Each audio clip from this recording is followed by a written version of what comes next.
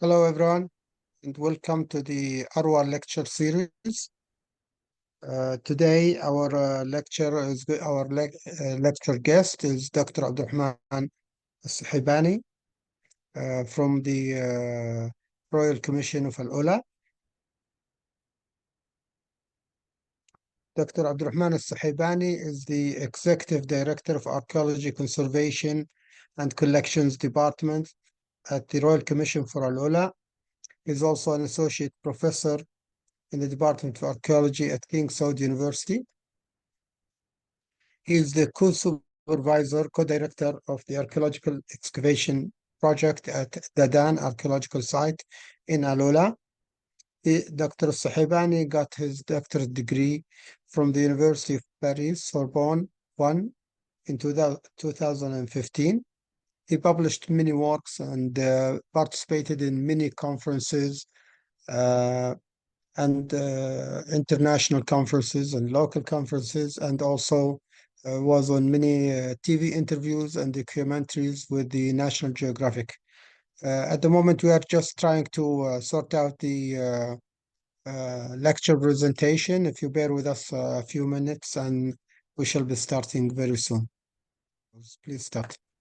Thank you so much, Dr. Abdullah. Thank you so much, Dr. Bia. And first of all, I apologize for the unexpected challenges or technical challenges we are facing. This is actually what we pay sometimes with the technology, and hope it will be resolved soon. And thanks for the invitation to present the results of the Dadan Archaeological Project. I am glad to be here today with you on behalf of my colleague, Dr. Jerome Romer, and the whole team of the Dadan Archaeological Project. Really glad to be here with you today to present some of the results we got through our project in Dadan. As you might know, or some of you know about this project has been started or established in 2020, which is a collaboration between the Royal Commission for AlUla, CNRS, and AFALULA at the site of Dadan in the northwest of Saudi Arabia. We carried out so far 5 seasons of excavations and survey and studies, and those seasons actually already revealed important results which shed critical new light on the history of the major oasis settlement over some 3,000 years, from the late 3rd millennium BCE to the early Islamic period. While Dr. Abdullah is trying to sort out the presentation, I will try in this presentation to present an overview of these results, and we'll start once the presentation is ready with an overview of the site and its history to make sure we are all in the same page. Dr. Abdullah, do you prefer that I start even though without a presentation until you resolve the challenge? Yes, go ahead. It shouldn't take long. Go ahead. Okay. If we speak about the geography of the site of Dadan, Dadan lies in the valley of AlUla, a deep canyon-like valley carved into the western foothills of the Hijaz range. This valley forms a long north-south corridor bordered by sandstone mountains in the east and the basaltic plateau in the west. It has this wadi, several large tributary wadis, and lies in the center of a large regional watershed covering more than 8,000 square kilometers. The site of Dadan lies on the eastern side of the valley on an alluvial fan overlooking the palm grove and at the foot of a spectacular sandstone cliff towering up to 200 meters above the ground. It consists of a large oval tell around 600 meters long and 250 meters wide. This tell is covered with a stone scree and riddled with looting holes, which were dug to reclaim buildings material after the abandonment of the site. Okay, here we go.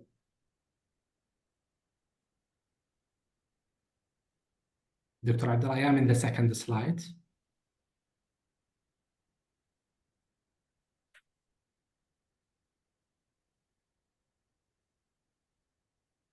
So maybe I will turn off the camera to make sure a better connection until we finish.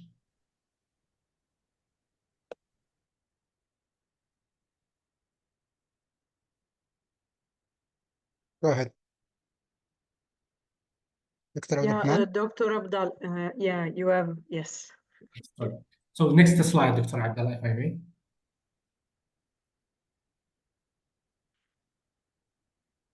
The cliff overlooking Dadan is an integral part of the site as it has been thoroughly modified by man. Its base is divided into a succession of flat rock faces, most of which bear dense toll marks.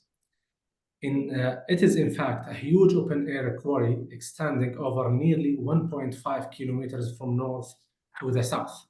However, this cliff also includes several hundred rectangular cavities which correspond to ancient tombs, either sample niches or true chamber tombs. These tombs are accompanied by inscriptions and, in 2 cases, by carved reliefs. Next, Doctor.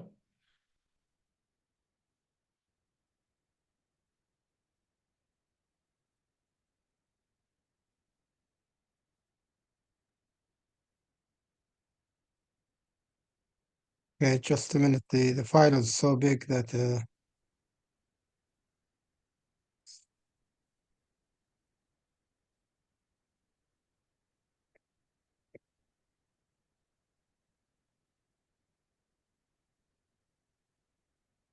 So while Dr. Abdallah is trying to move to the next slide, just do a very quick okay, go ahead. Highlight of the previous research. So the site was first spotted by Charles Doughty in 1878, and then it was explored by several European scholars in late 19th and early 20th century. Among these pioneers are Charles Hauber, Ulysse Oyting, and especially the French Dominican monks Josine and Savignac. However, it was not until 2004 that the first archaeological excavation were undertaken at Dadan. They were carried out by King Saud University in Riyadh, and they lasted for 16 seasons until 2019. They focused on an area located at the northwestern edge of the tell, which is thought to be the main sanctuary of the site. Next, Doctor. Thanks to these previous works, the history of Dadan was not a blank page when we started our project. Although the KSU excavations had revealed artifacts from the second millennium BCE, the received wisdom is that Dadan reached its peak during the first millennium BCE, following the domestication of dromedary and the rise of long-distance Arabian trade. And indeed, with the neighboring oasis of Tayma located 150 kilometers to the northeast, Dadan was one of the 2 main trade hubs in the northwest Arabia during that period. As can be seen on the map, Dadan and Tayma controlled 2 competing branches of the northern section of the so-called Incense Road. Next, Doctor.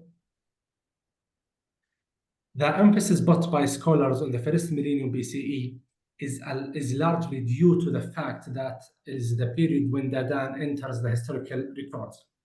On the one hand, Dadan appears in external sources. The site is mentioned several times in the Bible within reductional layers dated to the 7th and 6th century BCE. There, it appears as a major caravan city, which was trading, for instance, with Tyre in Phoenicia. Around the same period, Dadan also appears in Mesopotamian sources between 553 and 543 BCE. The last new Babylonian king, Nabonidus, conquered northwest Arabia and established his court in the oasis of Tayma. During his campaign, his chronicles tell us that he found several large oasis kingdoms, including a kingdom of Dadan. Next.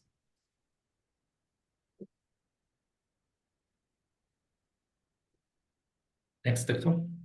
Next slide. Interestingly, the existence of this local kingdom is confirmed by internal sources. Indeed, in the first millennium BCE, saw the appearance of Dadan of a local language and script called Dadanitic, illustrated by several thousand inscriptions. Now, Several inscriptions mention kings of Dadan and therefore seem to date from this period when Dadan was the capital of a local kingdom ruling over the oasis. Next. Although Nabonidus stayed only 14 years in northwest Arabia until 543 BCE, it seems that the kingdom of Dadan did not survive this episode. Sometime during the second half of the first millennium BCE, Dadan fell under the control of another kingdom called the Kingdom of Liḥyān.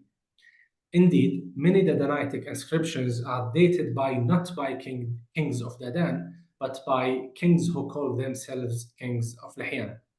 Liḥyān was actually a large tribal kingdom that dominated not only Dadan, but also the nearby oasis of Taymur. The dates of this kingdom are much debated, as the local inscriptions do not provide any safe chronological anchor. Under the dynasty of Liḥyān, Dadan kept a prominent role in the Arabian trade. In addition to the local inscriptions in the Dadanitic, several hundred inscriptions in the ancient South Arabian show the existence at Dadan of a trading colony of South Arabian merchants, probably between the 4th and the 1st century BCE. These merchants came from the kingdom of Ma'in or Mainian kingdom, which was the major player in long-distance caravan trade at that time. Next, Doctor.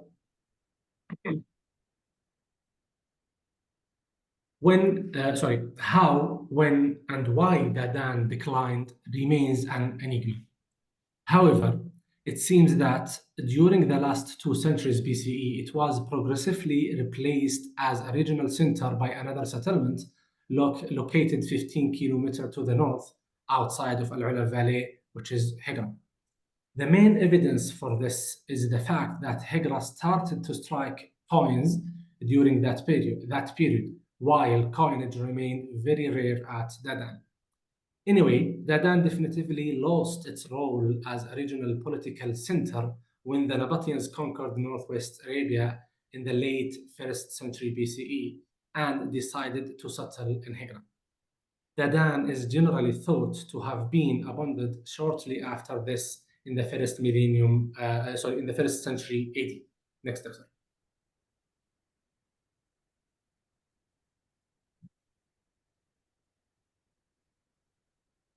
So, as you can see, the history of Dadan is broadly known, but this knowledge is basically limited to the first millennium BCE, and even in that period, there are still many gray areas. Issues like the environment of the site, its development, its organization, its economy, its material culture remain virtually blank spots. This is what prompted us to take over the fieldwork at Dadan in 2020 with a large-scale scientific program including extensive excavations, a systematic survey, and a wide array of specialized studies. However, it happens that our very first excavation took place outside of Dadan at a satellite site located 1 kilometer further north at Tell As-Salmiya. I will first say a couple of words about this excavation because it gave important results concerning the environment of the ancient city. Next, Doctor. At Tell As-Salmiya, we made a short test excavation which made it possible to identify 2 main phases, one between 1200 and 1000 BCE, and the second one between 800 and 400 BCE. Most interestingly, half from the earlier phase yielded vegetal remains corresponding to a different part of a date palm. These remains, which were identified by our colleagues from the EcoSeed project, are the earliest evidence of palm tree cultivation in the AlUla Valley and in northwest Arabia as a whole. Combined with the presence of massive architectural remains, this evidence strongly suggests that an irrigated oasis had already developed around Dadan by the late 2nd millennium BCE. Next, Doctor. Now, at the site of Dadan itself, our first excavation area corresponds to what is thought to be the main sanctuary at the northwestern edge of the tell. This complex is organized around a large monolithic basin that was the only visible remain at the site before the excavation began. Next, Doctor.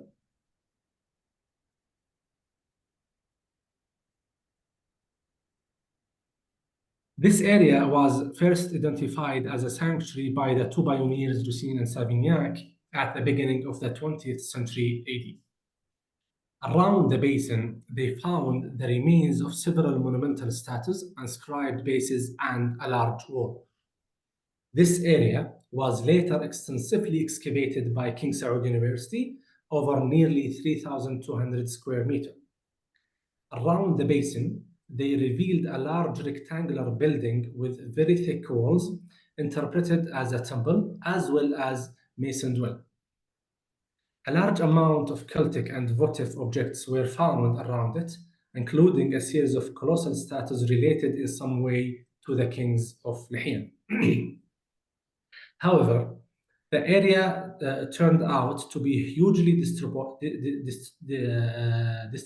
distributed by ancient and modern plundering, and therefore it remained poorly understood. Next. In this area, we resumed the excavations in the few parts that had not been touched by King Saud University in order to get a better understanding of the chronology and layout of the complex. The results we obtained so far can be summarized in three main points. First, we identified a phase with the monumental architecture earlier than the so-called temple and the basin. It comprises several rectangular buildings built in a very fine masonry, which were later leveled. Based on several radiocarbon dates, these buildings were probably set up during the first half of the second millennium BCE. The existence of monumental architecture at such an early stage was totally unexpected, and it totally challenges the view of Dadan as mostly first millennium BCE site. Our second main result in Area B is the dating and interpretation of the main components of the complex. Based on the latest radiocarbon dates, it seems that the so-called temple and the basin were set up earlier than was previously thought, during the first half of the first millennium BCE, that is under the kingdom of Dadan. The well, however, is later, at least in its extant state, since radiocarbon dates from its mortar point to the late 6th or 5th century BCE. Now, according to a monumental Dadanitic inscription we found in the sanctuary, the construction of this well was part of a building campaign which also included, quote, the renovation of the methab, that is the seat or the throne of the god. The third result I would like to outline here is the identification of a late phase in which votive and cultic objects from the sanctuary were intentionally destroyed and partially reused. The best example of this episode is the discovery we made of a colossal statue, 2.5 meters high statue, mutilated and reused in a late wall dated to the 2nd or 1st century BCE, which you can see it in the bottom and the right of the slide. It seems, therefore, that a violent change took place shortly before the turn of the era, leading to a general reorganization of the sanctuary. Next.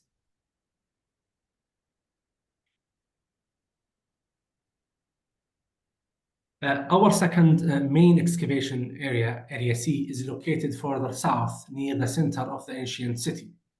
It was selected because it featured the highest preserved architectural remains at the site,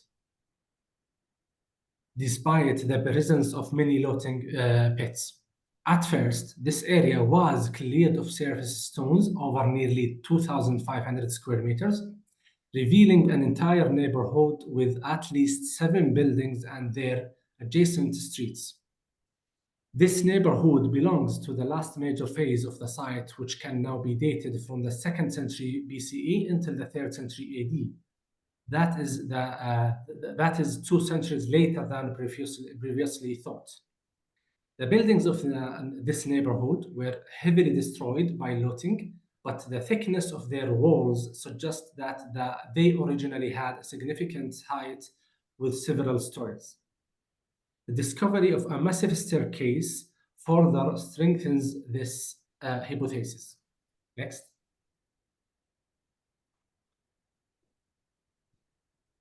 These buildings are for the most part built on older, leveled walls which belong to an earlier phase spanning the 5th to 2nd century BCE. This phase is characterized by the presence of numerous imports from the Greek and Egyptian world, a teak, red figure, and black glazed pottery, Egyptian earthenware vessels, East Mediterranean glass past, terracotta figurines, and other objects. These objects suggest strong trade relationships with the Greek world and Egyptian during that period.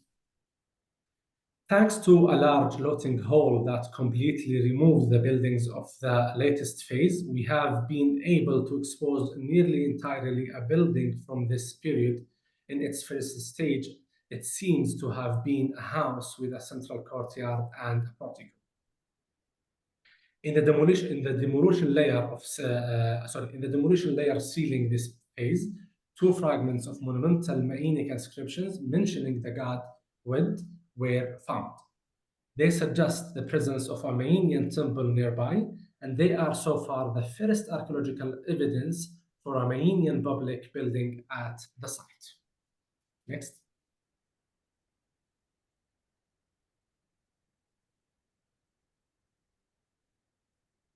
Finally, we carried out 10 deep soundings in Area C, some of which were taken down to depth of 5 meters.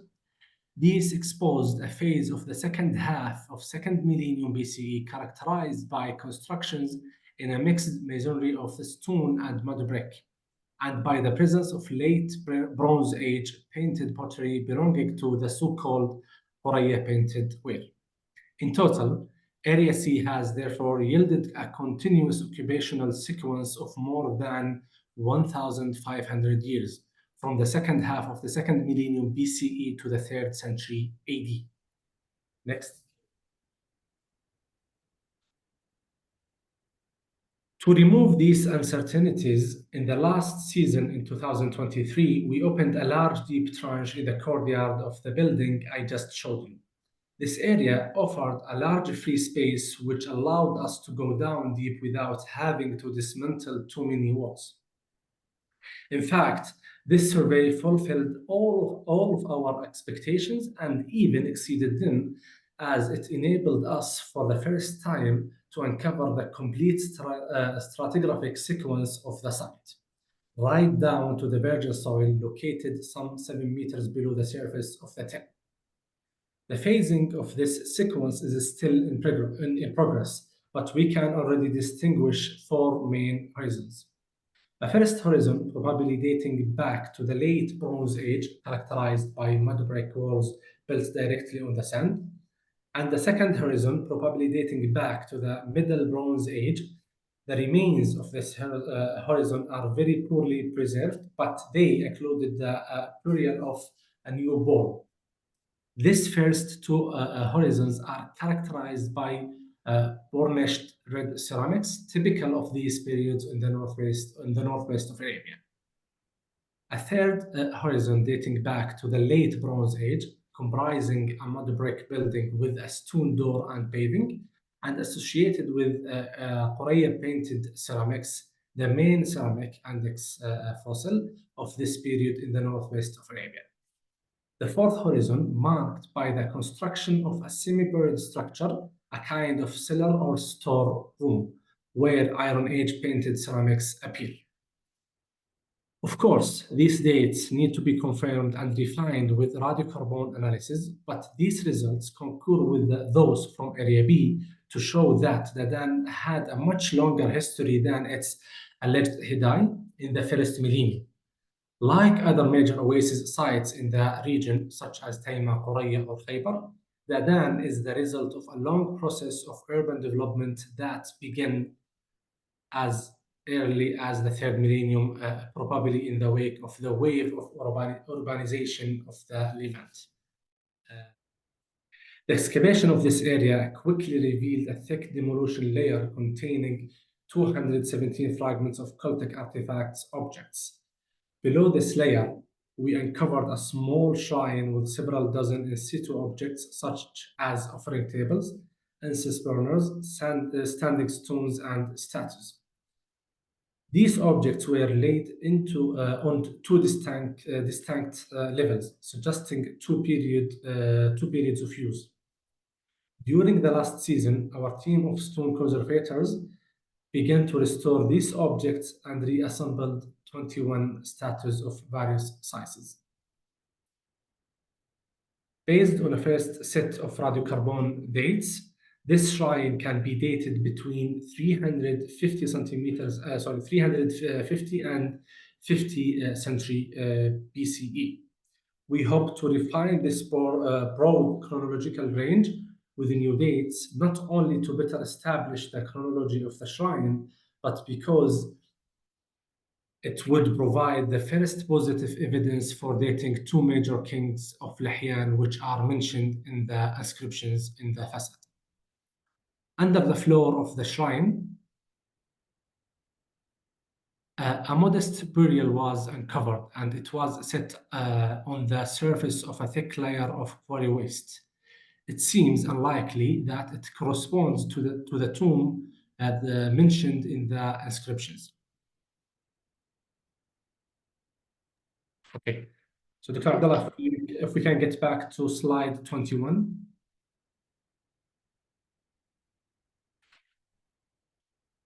Thank you. So this is the area of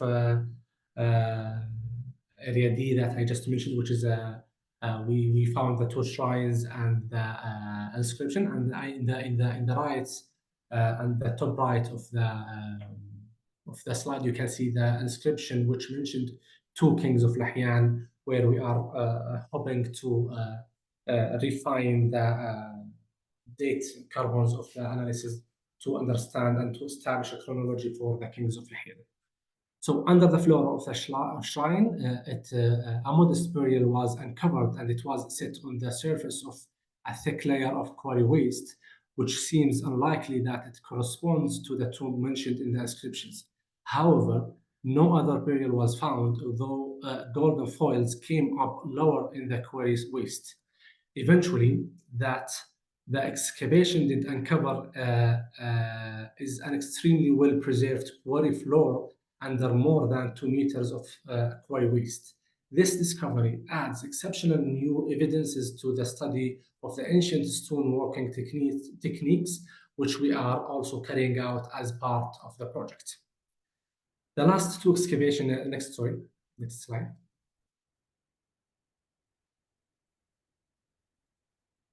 So those, if we can stay in this slide, Doctor, we can see the status that our conservators in the right top of the slides, that our conservators has been assembled that we found actually in this area D. Next slide, Doctor.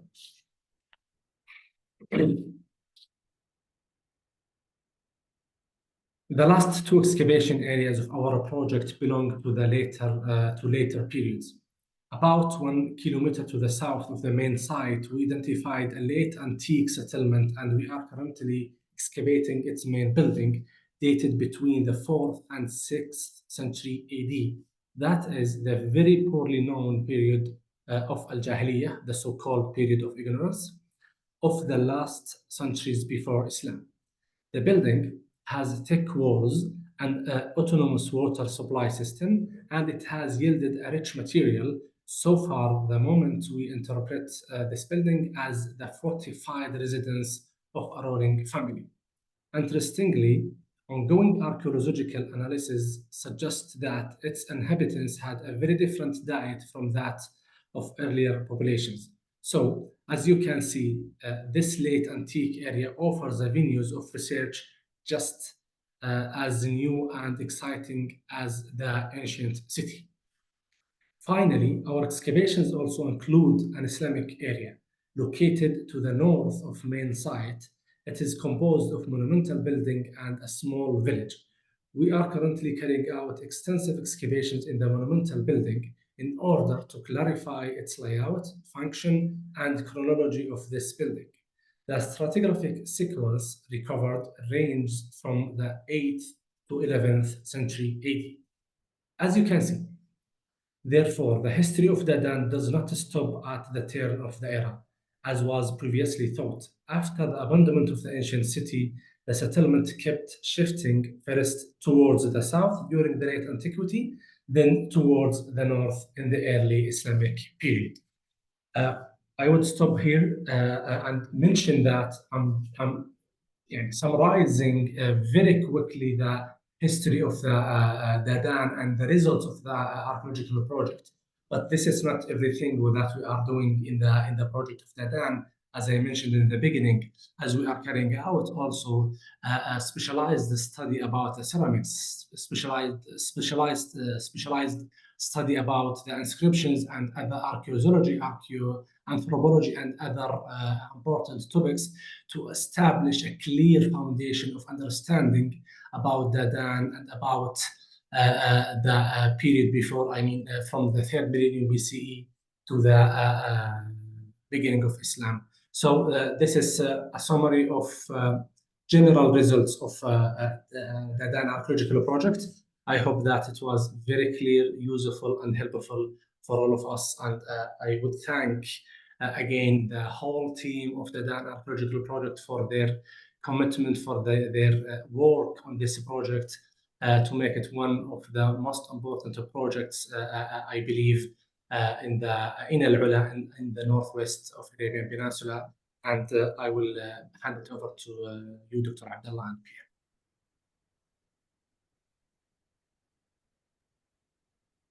Thank you very much, Dr. Abdulrahman, for such an enlightening and informative lecture in spite of all the technical difficulties we face.